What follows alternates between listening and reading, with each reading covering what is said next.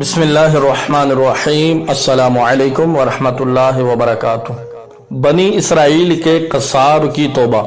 حضرت سیدنا بکر بن عبداللہ رحمۃ اللہ تعالی علیہ فرماتے ہیں، بنی اسرائیل کا ایک قصاب اپنے پڑوسی کی لونڈی پر عاشق ہو گیا۔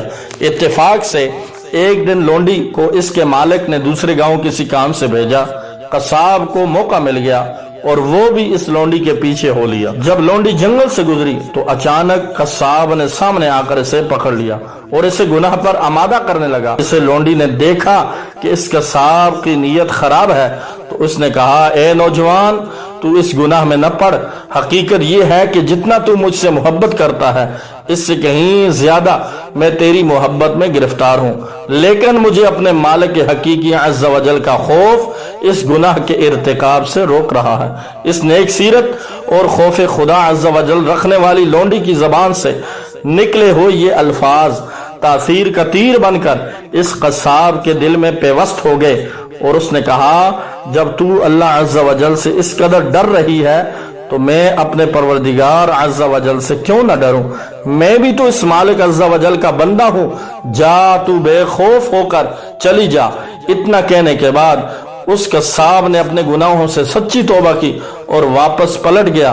راستے میں سے شدید پیاس محسوس ہوئی، لیکن اس ویران جنگل میں کہیں پانی کا دور دور تک کوئی نام نشان نہ تھا۔ قریب تھا کہ گرمی اور پیاس کی شدت سے اس کا دم نکل جاتا۔ اتنے میں اسے اس زمانے کے نبی علیہ السلام کا ایک قاصد ملا۔ جب اس نے قصاب کی حالت دیکھی تو پوچھا، تجھے کیا پریشانی ہے؟ کہا، مجھے سخت پیاس لگی ہے۔ یہ سن کر قاصد نے کہا، آؤ ہم دونوں مل کر دعا کرتے ہیں کہ اللہ عز و جل ہم پر اپنی رحمت کے بادل بھیجے اور ہمیں سیراب کرے یہاں تک کہ ہم اپنی بستی میں داخل ہو جائیں۔ قصاب نے جب یہ سنا تو کہنے لگا، میرے پاس تو کوئی ایسا نیک عمل نہیں جس کا وسیلہ دے کر میں دعا کروں۔ آپ نیک شخص ہیں، آپ ہی دعا فرمائیں۔ اس قاصد نے کہا، میں دعا کرتا ہوں، تم آمین کہنا۔ پھر قاصد نے دعا کرنا شروع کی۔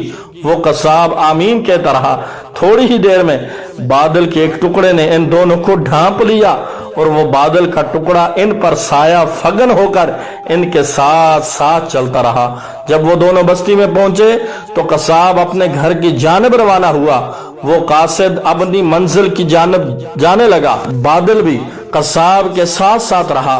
جب اس قاصد نے یہ ماجرا دیکھا تو قصاب کو بلایا اور کہنے لگا، تم نے تو کہا تھا میرے پاس کوئی نیکی نہیں اور تم نے دعا کرنے سے انکار کر دیا تھا، پھر میں نے دعا کی اور تم آمین کہتے رہے، لیکن اب حال یہ ہے کہ بادل تمہارے ساتھ ہو لیا ہے اور تمہارے سر پر سایہ فگن ہے۔ سچ سچ بتاؤ، تم نے ایسی کون سی عظیم نیکی کی ہے جس کی وجہ سے تم پر یہ خاص کرم ہوا؟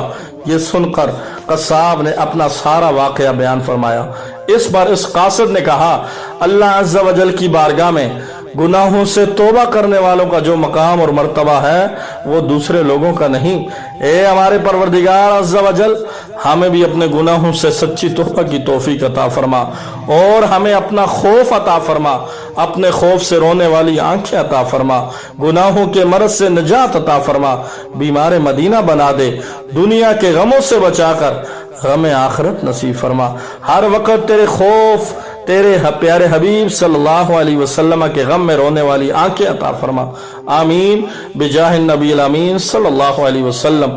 تیرے خوف سے، تیرے ڈر سے ہمیشہ میں تھر تر رہوں کانوتا یا الہی، بہتی رہیں ہر وقت جو سرکار کے غم میں، روتی ہوئی وہ آنکھ مجھے میرے خدا دے، کب گناہوں سے کنارہ میں کروں گا یا رب، نیک کب اے میرے اللہ بنوں گا یا رب۔ اللہ تعالیٰ سے دعا ہے، اللہ تبارک و تعالیٰ ہم سب کو بھی اپنے گناہوں سے توبہ کرنے کی توفیق عطا فرمائے۔ اس خوبصورت ویڈیو کو خود بھی سنیں اور اپنے دوستوں کے ساتھ اسے ضرور شیئر کیجئے۔